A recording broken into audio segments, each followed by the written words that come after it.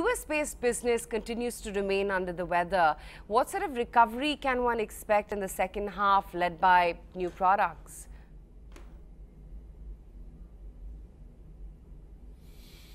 There are quite a few green shoots which are visible at this stage. The first, of course, is the fact that Solosec, we are laying a lot of store by that, and it's ramping up. Its acceptance with, in fact, the formularies as well as, in fact, the doctors has been fairly good. The second part is we do believe that we'll have a couple of new molecules coming up to the end of this fiscal. First, of course, is levothyroxine, and second is Renexa. And of course, we are also working on, in fact, our cost-cutting initiatives. So all of this will certainly pay, and we do believe that the second half would be better than the first half. Okay, good to hear that. Wanted to understand how the currency weakness impacts you and what sort of hit would you take or benefit in that case for export earnings for a company like yours?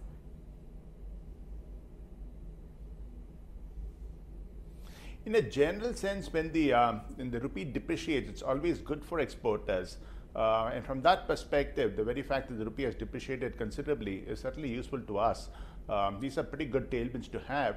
For every rupee depreciation, we would expect about 40 crores to the bottom line, PAT, and that is obviously going to be a benefit.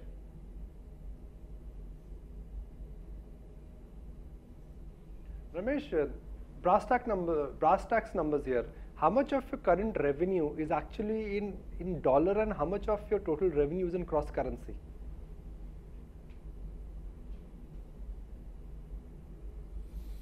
America is about, so from that perspective, about 28% is our India revenues. So you could say close to about 35 to 40% of essentially rupee denominated across API, and there's of course exports from API also. So I would say something close to about 70% is actually foreign currency denominated.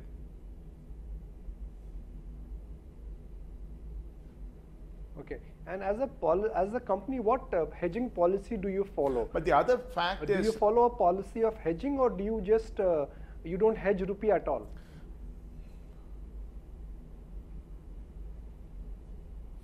So there are two parts to it. There is a natural hedge against, in fact, some of the imports also. We do import about 20% of our total, input, so to speak, and to that extent, the balance would be potentially, open, would be essentially the kind of exposures that we have on the forex front.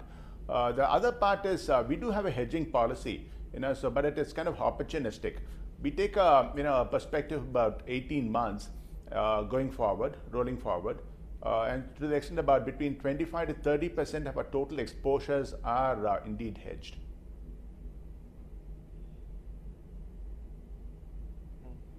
Ramesh, what about the big picture? Because when I go through the notes of your conference, the notes from Teva conference, conference calls, the sense which I get is that for a lot of generic companies, the multiplicity which was there between Lupin, Teva, Cipla and Sun portfolio, that multiplicity seems to be getting reduced, and because pricing power has been eroded completely, there are a lot of products which either Lupin is vacating or your competition is vacating. So in some products they would benefit because you are vacating, and other products you would benefit because they are vacating. Is that true now?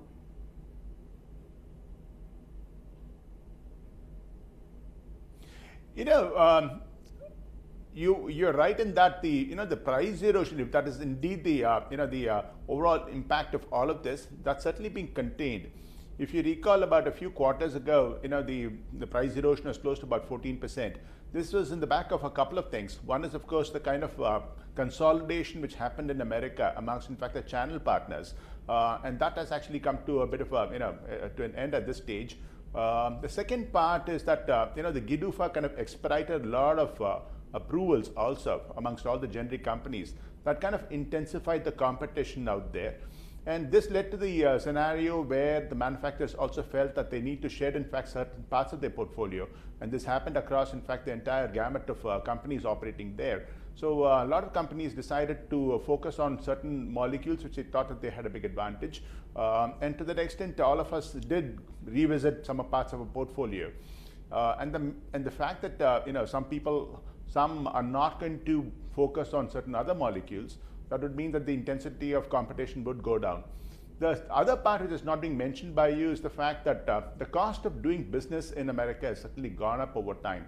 So the kind of capital expenditure that is required, the kind of overheads that you need to incur, all of this has been going up, and that would actually mean that the profitability of, in fact, the newcomers in this industry would be kind of impacted. So you'd find that a lot of those newcomers in recent times would be perhaps refocusing their own resources, and to the extent the intensity of competition over time in America would come down.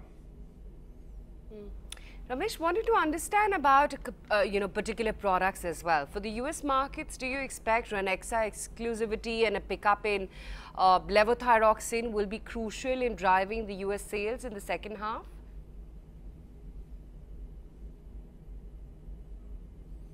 Those would be very important parts of our overall strategy out there.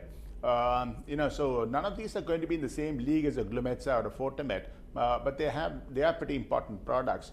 I would imagine that they would be doing about multiples of 10, so to speak. And there's of course a specialty strategy, and that has been already rolled forward. So all of these are the reasons why we are optimistic about the second half. It's been more than 3 months since Solosec has been launched, and the weekly prescriptions are still in the range of about 700 to 800. Do you still maintain that 4% market share exit by end of FY19 for Solosec in particular?